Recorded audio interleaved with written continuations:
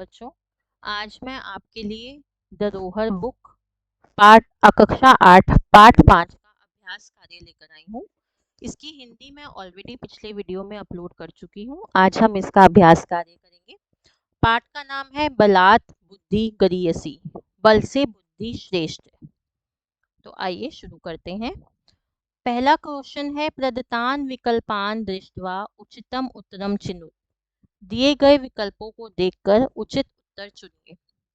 सर्वे जंतव सिंहात आसीत, सभी जंतु शेर से थे। क्या थे? भीता, डरे हुए थे।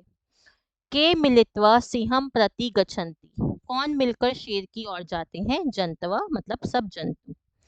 सर्वे कस्य कोपभाजनम भविष्यन्ति, सब किसके का शिकार होंगे? क्रोध का शिकार होंगे। सब किसके क्रोध का शिकार होंगे?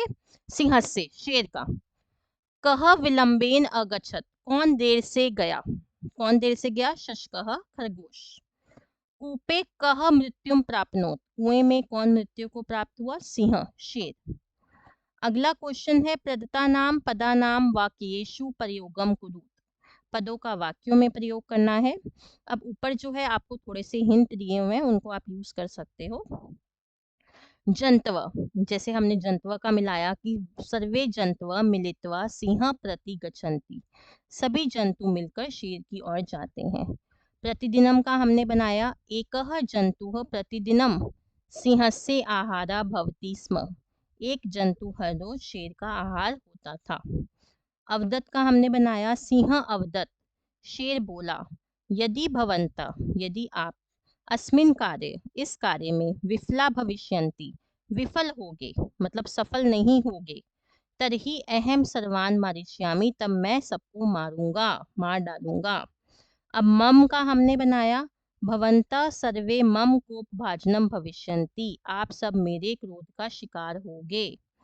शशक का हमने बनाया शशक बुद्धिमान आसीत, खरगोश बुद्धिमान था। अगला क्वेश्चन है प्रदत्ते पदे उचितम विभक्ति प्रयुज्य रिक्त स्थानानि पूर्ति कुरु। अब पद में उचित विभक्ति लगाकर रिक्त स्थान पूर्ति करनी है। डैश एकः सिंह प्रतिवस्ति स्म, तो वन, अब वन में होगा तो सप्तमी विभक्ति लगेगी कि वन में एक शेर रहता था। जंतव डैश प्रति गच्छन्ति, अब प्रति के साथ हम द्वितीय विभक्ति लगाते हैं, तो यहाँ आ गया सिंहम कि जंतु शेर की ओर जाते हैं। ते प्रतिदिनम, वे हर रोज डैश आहारम भवन्ति स्म, शेर का आहार होते थे, तो का षष्ठी विभक्ति लगेगी, सिंह से आ गया। एकस्मिन् दिने, एक दिन डैश क्रम आसीत, किसकी क्रम था, किसकी बारी थी? शशकस्य, खरगोश की, तो फिर ये आपकी षष्ठी विभक्ति आ गई। सह डैश प्राप्नोत, वह मृत्यु को प्राप्त हुआ, तो मृत्युम आ गया। अगला है प्रदत्ता नाम पदा नाम मूल शब्दम विभक्तिम वचनम लिंगम च लिखत, दिए गए पदों की मूल शब्द, विभक्ति, वचन और लिंग लिखना है। सिंह में आपका सिंह मूल शब्द है, पुल्लिंग है, एक वचन है, प्रथमा विभक्ति है। शशकस्य में शशक मूल शब्द, पुल्लिंग, एक वचन, षष्ठी विभक्ति। जंतव में जंतु मूल शब्द, पुल्लिंग, बहुवचन, प्रथमा विभक्ति। दिने में दिन मूल शब्द, नपुंसक लिंग, एक वचन, सप्तमी विभक्ति। हस्तान में हस्त मूल शब्द, पुल्लिंग, बहुवचन, द्वितीय विभक्ति।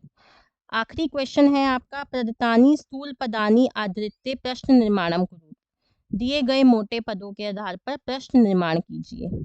वने एकः सिंह प्रतिवस्ति स्म, वन में एक शेर रहता था, तो कहाँ रहता था? तो यहाँ पे कुत्र आ जाएगा। अब जो मैंने अंडरलाइन करा है उसकी जगह कुत्र आएगा, बाकी आप सारा सेम लिखोगे। कुत्र एकः सिंह प्रतिवस्ति स्म, तो वने आ जाएगा। सिंह जंतून अवदत, शेर जंतुओं को बोला, किसको बोला? तो कान आ जाएगा।